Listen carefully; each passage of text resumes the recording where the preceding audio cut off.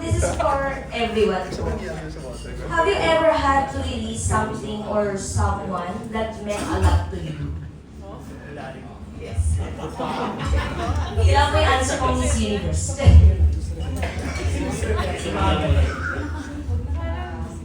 My husband passed away 2 years ago, and I had to accept and release it. Yes, my wife is go to Atok and then I'll give her away. It's space. You know, it's space. It's my space. Then, kasi ano siya maingay. Kaya sabi ko, ito ko ba? Para tumahimik buhay. Siguro nung nagkasakay yung tatay ko. Tapos yun, sinabi na namin na tinigilan namin yung manggawag niya. Tapos ayaw na namin siya masaktan. Yun, yung time na ilad ko na namin siya, pero masakit eh. Yun lang. Pero alam na namin, hindi na siya naghihirap doon sa taas. Dad, love you. Yun nga, kanina rin sinabi ko nga si Mama, so na-let go ko na rin, pero araw-araw kong kasama yung rainbow niya sa akin. Nandito siya. Tapos kwento ko lang, nag-ocular kami, yung kaninang napanood nyo. And then right after the ocular, the day after, nag-breakfast kami, doon siya namatay si Mama. So, parang pinaalis lang ako, nag-breakfast ako, pinalita na patay si Mama. So, kaya napauwi ako ng maaga.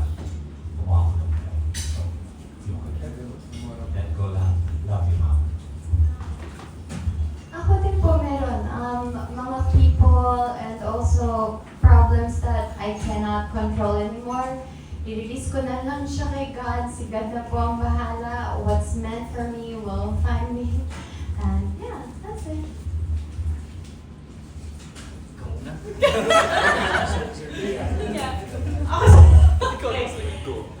Siguro ako,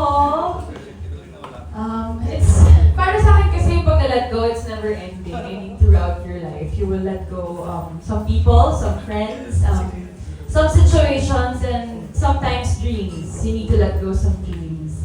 So, siguro ako, specifically, I had this dream when I was a kid na I really want to be a doctor.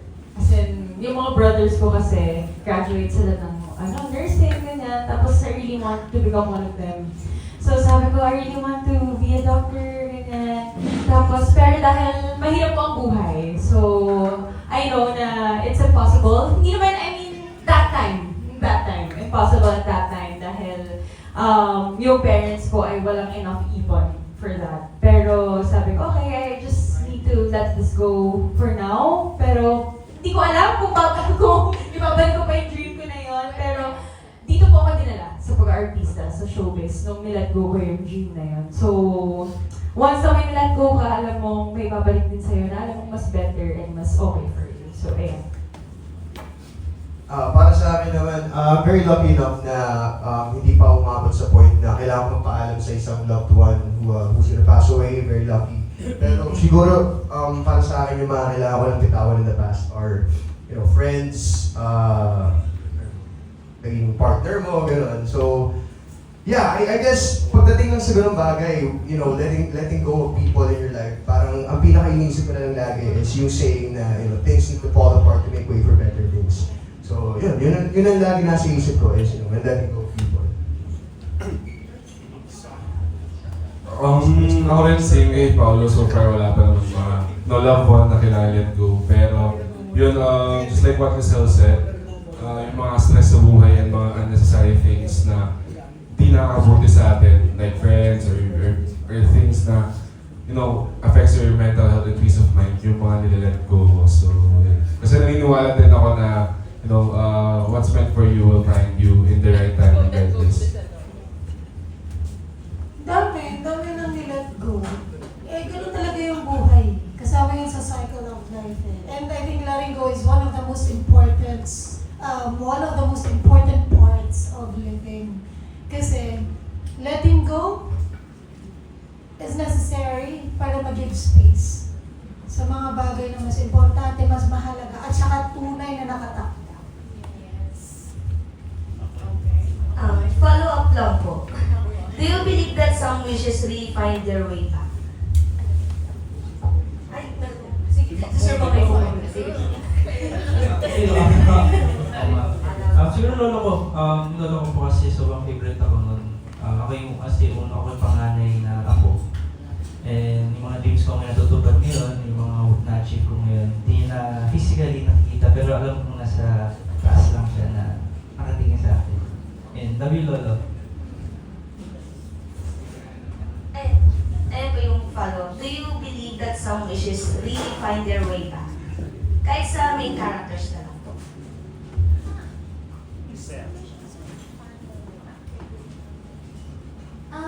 I think if you pray for something, tapos hindi siya binigay sa'yo ni Lord, it's a protection, or meron siyang gustong ibigay sa'yo na mas better than what you asked for. So, it's not necessarily like always what you ask for, pero I believe na it's something better. Like, mas maganda para sa'yo. Yung iba pa rin. For me siguro, mas naniniwala ko na merong timing. Hindi siya bumabalik. Ngayon pag minunish ka, akala mo di siya natutupad. Pero alam na Diyos kung kailan siya ibigay sa'yo. Kung kailan mo kailangan, kung kailan mo kakayanin. Specifically, siguro wish ko dati to be an engineer. Kasi yung school ako, sinacrifice ko yung school ko for this work. Sabi ko, sana bumalik yun, pero naniniwala ko ngayon. Sabi ko, di, may tayo dito. Ipon na akong pera. Kasi ipon na ako for tuition. Kasi yun, ang stable lang. And, babalik ako sa school.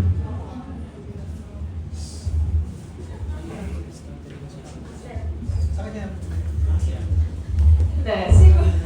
Siguro ako naman, for me, yeah, I believe in that. Yung meron ka mga iniisip before or mga witness before na akala mo wala na, pero after ilang years, so many years, or minsan nga, after a week, hindi mo alam. Parang biglang magiging hopeful ka na lang or bigla ka na lang magugulat na nangyayari na pala. Kaya mas, actually mas na-realize ko to cherish talaga every moment, every day of your life. And you know, nag-journal ako para lang meron akong balikan. And it's really good for my mental health and peace of mind. And minsan pag binabalikan ko, nakikita mo kung gano'n na kalayo yung narating mo. And that's something to be thankful for. Yeah. Kung naniniwala ako na minsan bumabalik yung mga wishes na dati mo wish. That's the question, di ba? Yes. Naniniwala ako na bumabalik yung mga wishes kasi I think 3 or 4 years ago, nagkaroon ako ng isang inquiry for a film na i-shoot din dapat sa Taiwan. So, syempre, since doon ako lumaki, sobrang na-excite ako. And I was really looking forward to it. Sinabi ko na sa papa ko, sinabi ko sa parents ko, but then hindi nag-push through yung pelikula. So, lagi ko inisip na time na yun na nanghihinayang ako na hindi ako nakapag-shoot sa bansa na kung saan ako lumaki. And talaga nanghihinayang ako. So, talaga na siya hindi iniisip. And then one day, si Sir Dennis calls me for this film. Na sabi niya sa akin na i-shoot sa Taiwan at hindi nga lang i-shoot sa Taiwan pero they need help with the locations. So, biglang ako parang, oh wow, okay, so yung dati kong iniisip, yung movie ko na hindi natuloy sa Taiwan, ito na, matutuloy na. So, yes, yung sa question mo, naniniwala ako na minsan bumabalik yung mga wishes mo from years ago.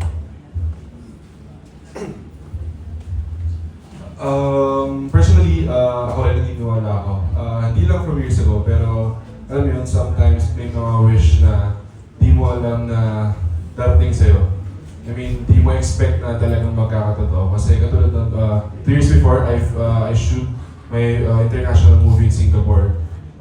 So, yun yung mga bagay na hindi mo ina-expect na dream mo lang na sana one day ma-shoot ka ng Chinese movie talaga and sa Singapore and internationally na napalabas sa iba't ibang bansa. May mga bagay lang siguro na dinidream mo tapos di mo siya talaga ina-expect pero kusang darating kasi para sa'yo.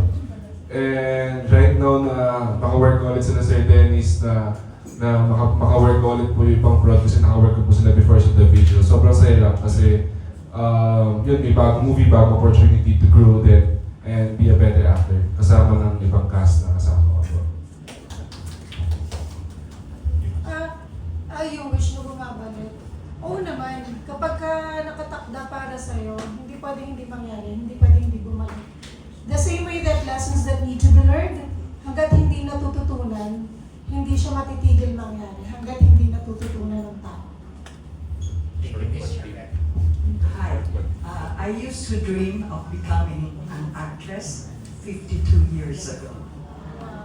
I fly to Taiwan every year, although I never lit the wish lantern, but I continue to pray every year.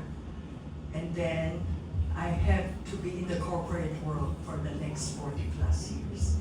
So after that, when I want to join the showbiz industry, especially under producer Dennis Evangelista, I'm old already. I have to play the Lola roles. But I wish my dream come true. Thank you.